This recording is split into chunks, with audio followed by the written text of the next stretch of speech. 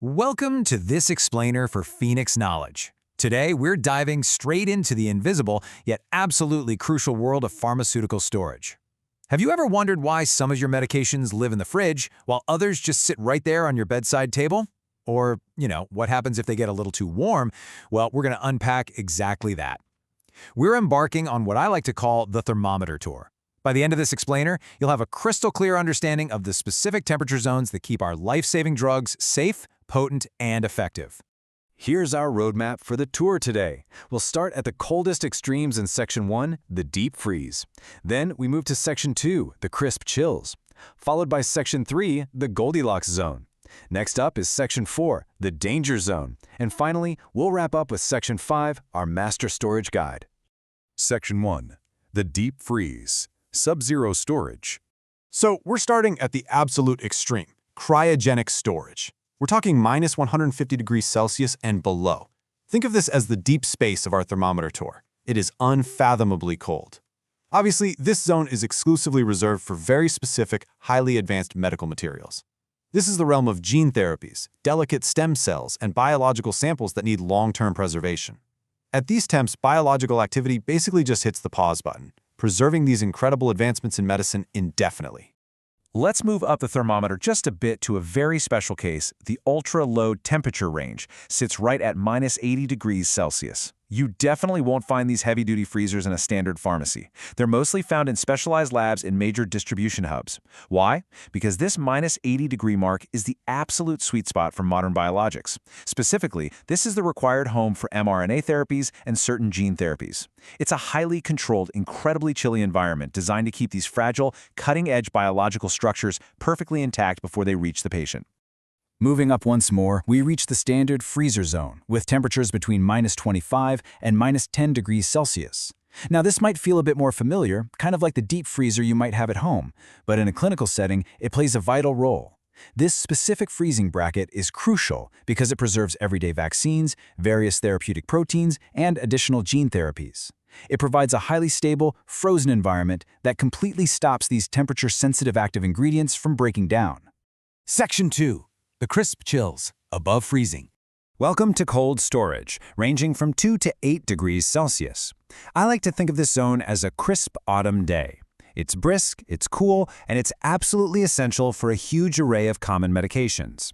This crisp chill is the mandatory storage condition for things like insulin, various medicated eye drops, and your standard everyday vaccines. Keeping them within that tight 2 to 8 degree window ensures the complex molecules inside don't degrade and lose their life-saving effectiveness. And this brings us to a slightly warmer but still highly regulated bracket, cool storage, ranging from 8 to 15 degrees Celsius. Picture a cool, naturally shaded medicine cabinet. It's not quite refrigerator cold, but it's deliberately kept away from normal room temperatures. This cool bracket is the required home for liquid antibiotics. A great example is reconstituted amoxicillin that you might give to a child. It's also the right environment for specific eye drops, certain topical creams, and even some hormone therapies. It's a delicate balance, keeping things just cool enough to remain perfectly stable. Section 3. The Goldilocks zone, room temperature. I absolutely love this phrase. The Goldilocks zone, where everything is just right. It perfectly encapsulates the ideal storage conditions for the vast majority of the medications sitting in our homes right now. Not too hot, not too cold, just perfectly balanced. Let's look at exactly what that means in degrees. Control room temperature is legally and chemically defined as 20 to 25 degrees Celsius.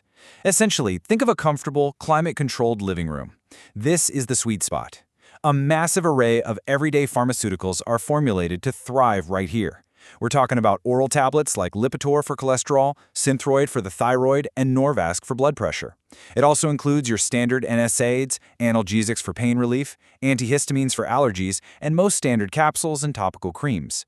Bottom line, if a medication doesn't have special storage instructions, this 20 to 25 degree window is exactly where it wants to be. Section 4. The danger zone. Excessive heat. But what happens when the air conditioning fails, or a medication gets left in a hot car? Well, first we hit warm storage, spanning from 30 to 40 degrees Celsius. Picture a very warm, intensely sunlit room. Surprisingly, while this is getting uncomfortably warm, it is actually the designated storage zone for a few specific items. For instance, lidocaine hydrochloride, certain specialized medicated ointments, and notably potassium iodide, or Ki tablets, which are kept on hand for radiation emergencies. But I really must stress this. These are rare exceptions. For almost everything else, this level of warmth is bad news. Which brings us to a harsh reality. We can think of anything above that 40-degree mark as the scorching desert, where active ingredients go to die. It's a dramatic analogy, sure, but a perfectly chemically accurate one when we're talking about pharmaceutical stability. Anything above 40 degrees Celsius is officially classified by pharmacopoeia standards as excessive heat. And that bright red hazard icon, it means this is a strict no-go zone. Remember, pharmaceuticals should absolutely never be intentionally stored above 40 degrees. Why? Because excessive heat acts like a literal engine for chemical reactions. It accelerates them rapidly. When this happens, the active ingredients in your medication physically degrade. This leads to a total loss of potency, meaning the drug simply won't work when you need it to. Even worse, that heat can cause the formulation to break down and form harmful, unintended chemical byproducts. The absolute rule here is that no medication is explicitly designed to be stored constantly above this 40-degree threshold.